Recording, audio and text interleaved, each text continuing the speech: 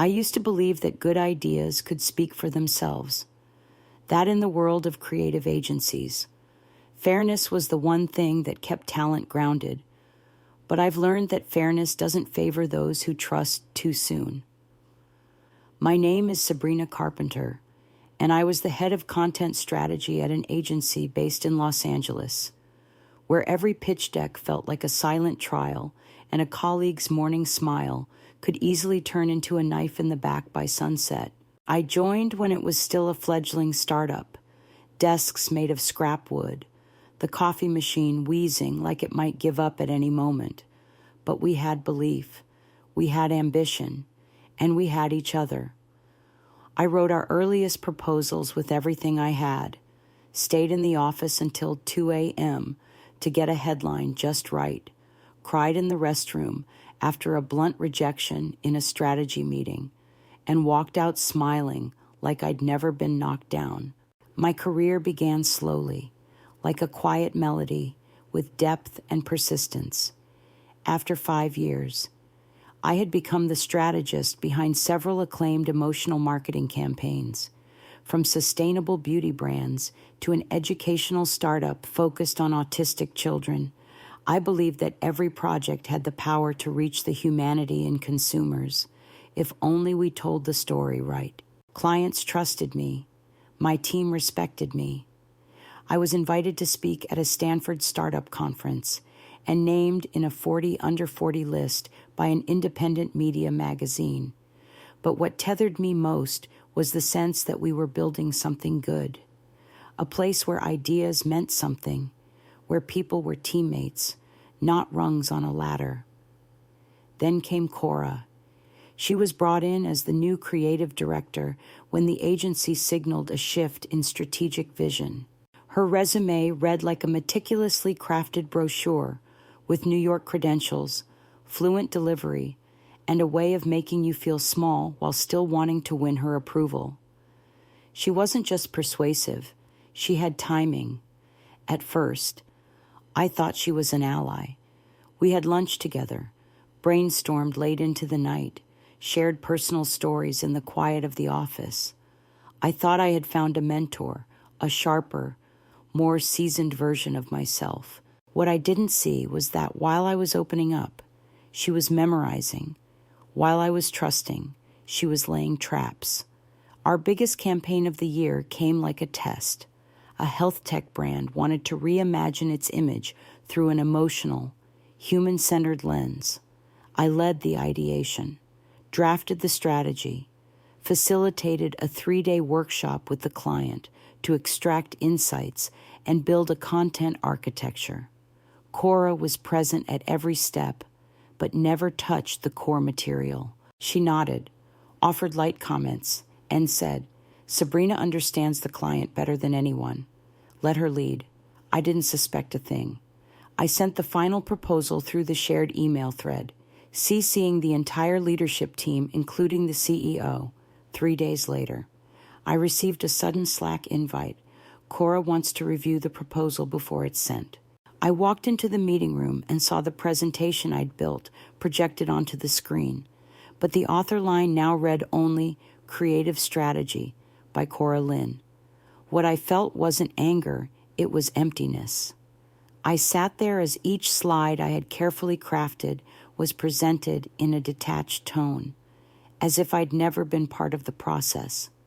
Cora discussed the insights I had distilled, used examples I'd drawn from my own personal stories during our team sessions. At the end, the room applauded. The CEO nodded. I kept my composure and asked one question as everyone filed out. "Why didn't you mention me in your presentation?" Cora looked at me with unnerving calm and said, "You're brilliant, Sabrina, but you need to learn how to share the spotlight. Sometimes to take the team further, you have to step back." It wasn't her words that unsettled me. It was the cold confidence behind them, as if everything had been orchestrated, as if I had unknowingly walked into a play where I was never meant to have a role. I considered sending an email, considered confronting the CEO directly, but before I could act, The internal announcement came. Cora was awarded Outstanding Creative Strategy, and I was reassigned to a support client team under the pretext of realigning personnel to optimize group potential. It was the kind of excuse I'd heard in countless companies before, except this time it came from the place where I had given everything. My message to my boss received only a curt reply.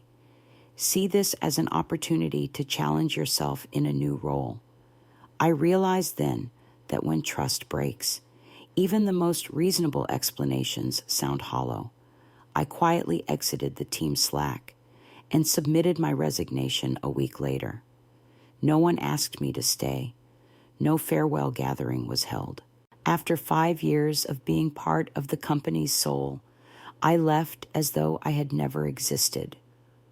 On my last morning, I returned to collect my belongings and found my usual coffee mug tucked away in the supply cabinet. No one greeted me. No one looked up. Only the sound of keyboards and the sterile glow of fluorescent lights made me wonder if all the connection I had felt was just in my mind. I packed in silence. One small box held a few books, a campaign model that had won awards, and the handwritten notes from a presentation everyone now thought belonged to Cora. As the elevator doors opened, I stepped into the empty parking lot and felt like a blank speck lost in the gray expanse of the city. I used to believe work defined my worth.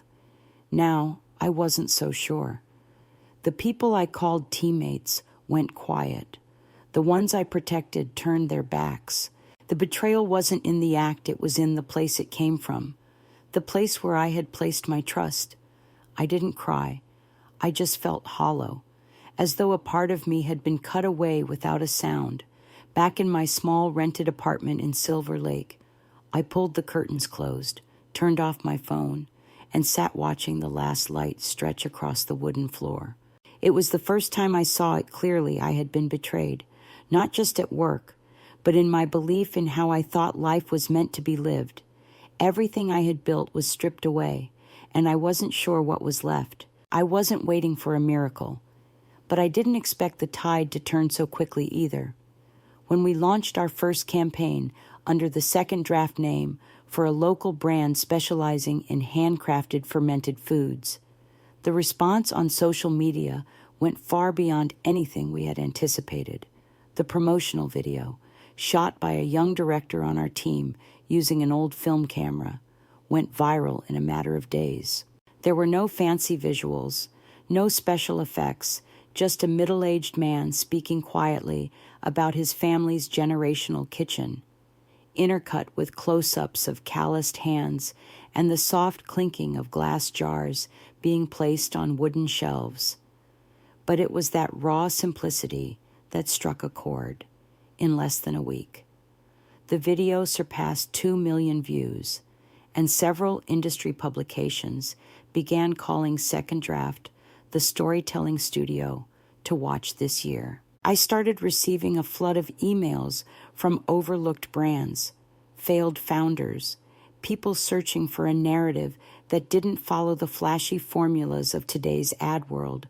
I didn't turn anyone away, but I chose carefully, only working with those who had something real to say, because if I was going to turn success into a kind of revenge, it had to mean something. Not long after, we were invited to present at the annual Content Media Conference in Santa Monica, an event traditionally dominated by the big agencies, including my old company. I didn't go to show off. I went to listen. I sat in the back row, watching as Cora stepped onto the stage for her session titled Behavioral Transformation Through Storytelling.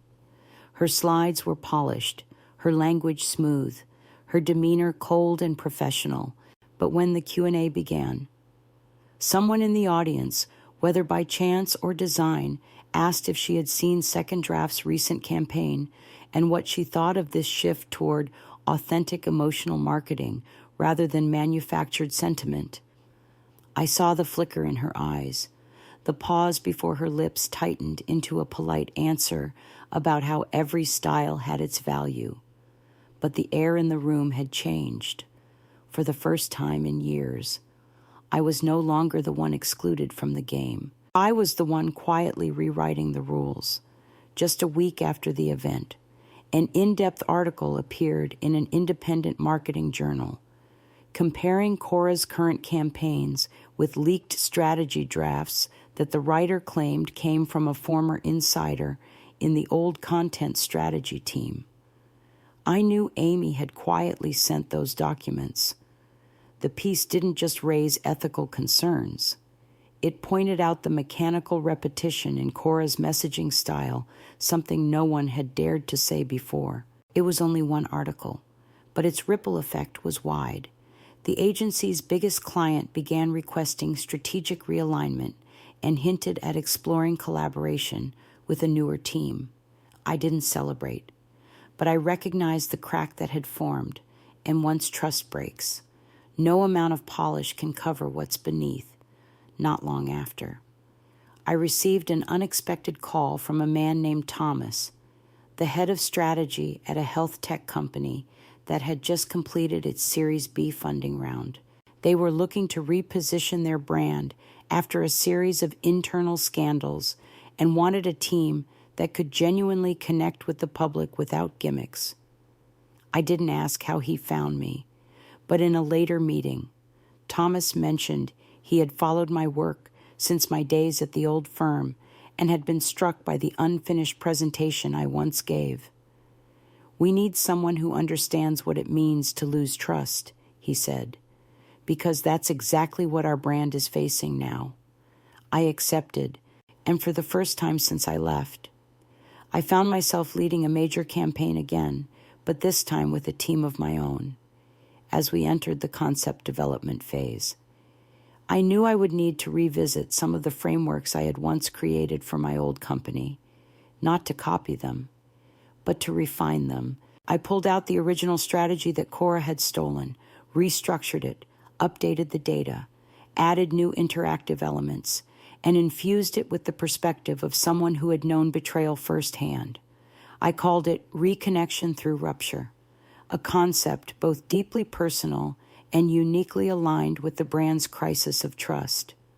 On the day of the official pitch, I stood in a glass-walled boardroom in front of more than 10 senior executives. My hand trembled slightly as I opened the first slide, but my voice didn't miss a beat. I didn't speak like someone selling a service. I spoke like someone who had lived every word of the story. When I finished, the room held a few seconds of silence before erupting in applause. The CEO walked over, shook my hand, and said something I will never forget. This is the first time I felt something in a strategy presentation.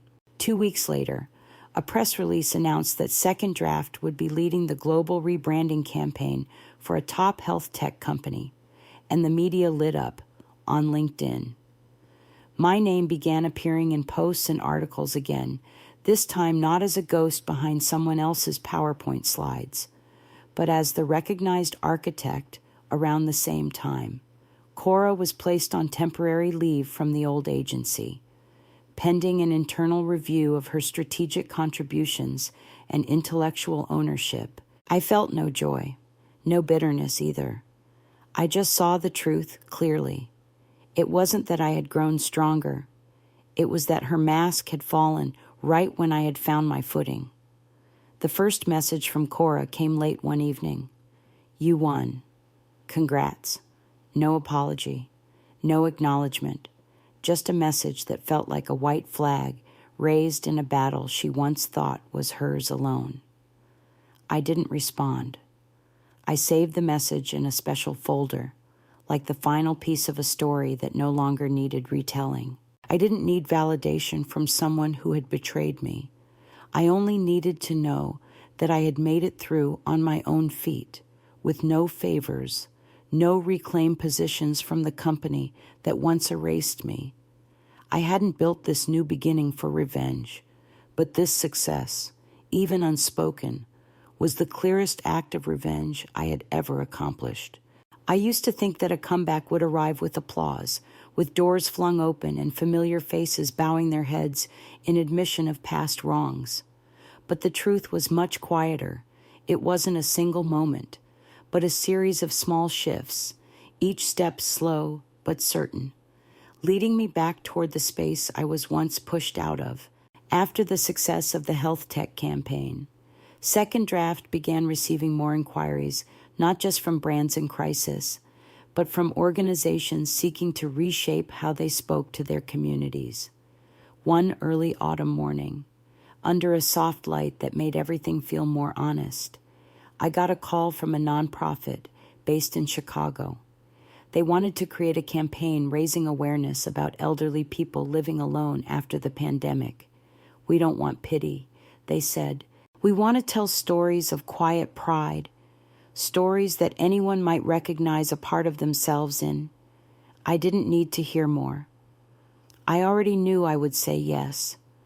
A part of me understood too well what it feels like to be left behind, to live quietly, despite once having helped build something meaningful. This campaign was the first time I led the entire process again. From concept to content to production, I spent 3 weeks in Chicago, staying in a modest apartment near Lake Michigan with only my notebook and an old camera. I interviewed elderly individuals, recorded their voices not for documentation, but to listen more deeply. I photographed their hands while making tea, the look in their eyes as they spoke of spouses long gone, every wrinkle like a timeline that needed no caption. Those days were free of formal meetings and bloated budgets. It was just people, and the act of truly listening. When I returned to Los Angeles, the production team made almost no changes to my original script. "You wrote it like you had lived in every frame," a young teammate said as she handed me the first cut. I didn't respond. I only nodded, because I had lived in it, not in their stories, but in the feeling of being forgotten, then choosing to rise again without waiting to be rescued. The campaign launched during Thanksgiving and almost immediately became a highlight in the industry. People shared it not as an ad, but as a quiet reminder of gratitude toward those who had spent their lives in service of others. A national magazine named it Humanitarian Campaign of the Year, and I was invited to speak at an international conference on emotional storytelling in the digital age for the first time. I stood on a major stage, not representing anyone but myself. In front of hundreds of attentive eyes, I spoke about rewriting myself through every campaign, about the real values we tried to protect in an industry growing louder and more hollow by the day. I once lost my faith. I thought betrayal was the end, but it turns out it was only the beginning of a version more honest, more layered, and more lasting. When I finished, the hall fell into a respectful silence before applauding, not because I was eloquent, but because I had lived the truth I shared. It was at that conference that I saw Alan again, the founder of my old company. He shook my hand in the lobby with a hesitant look that no longer carried the warmth of past colleagues, only the awkwardness of someone unsure how to begin. "I always knew you had it in you to stand on your own," he said. It sounded like praise, but I recognized the regret behind it. I didn't hold anything against him. I didn't bring up the past. People choose their own ways to survive. Cora chose hers. I chose mine. That moment felt like the final note of an old chapter, needing no drama, no verdict, only time to let the truth arrive on its own. A few days later, I received an invitation from a university in San Francisco, the same one that had once rejected my application to be a guest lecturer. They now wanted me to join a speaker series on storytelling and entrepreneurship, to share my journey from agency employee to independent studio founder. I sat with the email for a long time, not out of hesitation, but to feel the full weight of a circle coming to a close. From being pushed out, I had built a space not just for myself, but for those who had once been overlooked. I thought back to the early days, when Second Draft had no clients, no reputation, just a few people who believed in the kind of feeling you couldn't measure with a marketing budget. Now, we had multiple acclaimed campaigns, a steady team, and mornings filled with meetings that felt more like conversations among real friends. There was no more quiet competition, no more wary glances, just a group of people who loved stories and were reclaiming what this industry was supposed to mean. One late afternoon, as I was cleaning the office after a long brainstorming session, the sunset cast a golden light across the glass windows, making the whole space glow. I looked around and saw a cold cup of coffee left on the table, a scribbled whiteboard still holding my handwriting, and a young teammate fast asleep on the sofa in the corner. I didn't wake him. I simply placed a thin blanket over him and returned to my desk to adjust the project description we were sending abroad. In that stillness, I suddenly realized I had come back not to the old stage, but to the clearest version of myself. I no longer feared having my work stolen. I no longer doubted my ability to rebuild trust, because this time, I wasn't standing alone. I had rebuilt everything from the lowest point of failure, and that alone meant I could never be pushed aside again. I used to think that reclaiming what was taken from me meant becoming sharp, striking back head-on, forcing someone to admit their wrongs. But in the end, I learned that revenge through success doesn't lie in humiliation.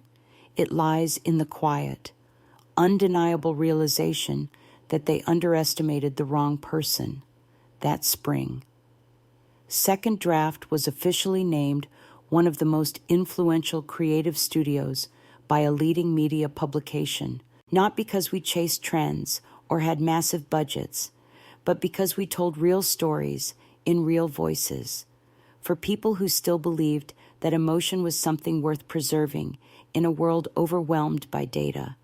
Recognition came steadily, never loud, but enough to let me know the rules had shifted. Brands that had once rejected us began returning, not with bloated contracts, but with simple messages. We'd like you to tell our story. At the same time, news from my former agency began to shift after Cora quietly stepped away. A string of senior staff members followed.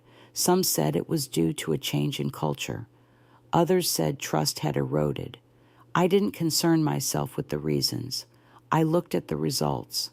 Their recent campaigns lacked spirit, stripped of the authenticity that once made them stand out. Online, people began comparing their work to ours, not in scale, but in narrative weight. One major brand, once their loyal client, moved their contract to us after an internal pitch, citing how our strategy felt like a more evolved version of something they had once been proud of. To be honest, they said, we've never met anyone in this industry who understands users the way you do. That sentence rang like a quiet validation of what I had always known, but had never heard spoken aloud by those in power. One Friday afternoon, as the sun began to soften over Los Angeles, I received an email from someone I didn't know. It came from a newly formed nonprofit proposing a campaign for women who had lost their jobs during the pandemic and were trying to start again. One line in the email stood out. We came to you because we believe you understand what it's like to be pushed out, and you'll help them reclaim their story with dignity. I read that line 3 times, not in disbelief, but with a quiet emotion I couldn't quite name. It turns out that what I thought would mark me forever, being erased, dismissed, forgotten, was exactly what made people trust me the most. I said yes, and for the first time, I brought back some of those who had fallen with me. Former colleagues quietly let go. faces once deemed not sharp enough for office politics. They returned not to retaliate, but to reclaim what they were good at, this time in a space that didn't ask them to trade their integrity. Cora no longer appeared at industry events, nor was she mentioned in trend reports like before. Some said she was taking a break in another state. Others said she was trying out freelance teaching. I never checked. What I remember is one morning at the office, I found a postcard on my desk with no name, just a short handwritten line. Not everyone is lucky enough to start over, but you did it beautifully. I held that card for a long time, unsure who had sent it, and realizing it didn't matter, because sometimes an apology doesn't need a name, it just needs to be written. So you know that quiet justice still finds its way. I didn't become a millionaire from my comeback. I didn't land on any glossy magazine cover, but every morning when I wake up, I know I'm doing the right work, with the right people, in the right way. I no longer argue over what real value is. It proves itself in the strength of the relationships we've built. Clients come not for prestige, but because they trust us. Team members stay not for short-term perks, but because they believe in what we're building together. What I gained wasn't retaliation. It was peace. I avenged myself through success, but the real victory was not letting bitterness swallow me whole. One night, I sat at my desk and opened the old folder where I had stored the stolen drafts, written in silence and hidden away like ruins. I didn't delete them. I renamed the folder Foundation because now I understood that betrayal, failure, and being underestimated didn't destroy me. They prepared me to walk stronger. Success came slowly, but at the right time, just like morning light never rushes, but always arrives bright enough to push back the dark. And maybe the greatest lesson in all of this is that people can steal credit, take chances, even erase your presence from the stage. But if you hold on to who you are, you will eventually build a whole new show, one where every line belongs to you, and no one can take your name out of the credits again. I didn't write this story to teach anyone anything. I wrote it as a way to look back, with eyes that have seen enough to know that sometimes silence is the loudest voice, and forgiveness is not a gift to others, but a door we open for ourselves. Maybe someone listening has also been pushed out of a place they loved, seen their name erased from the wins they helped create, and had to start again with nothing. If so, I only have one question for you. Will you let them define you by your past, or will you quietly prove them wrong with your future? There were days I couldn't be bothered to open the curtains, didn't turn on my computer, just sat in the dim room and let time drip past like water leaking from a cracked pipe, shapeless and silent.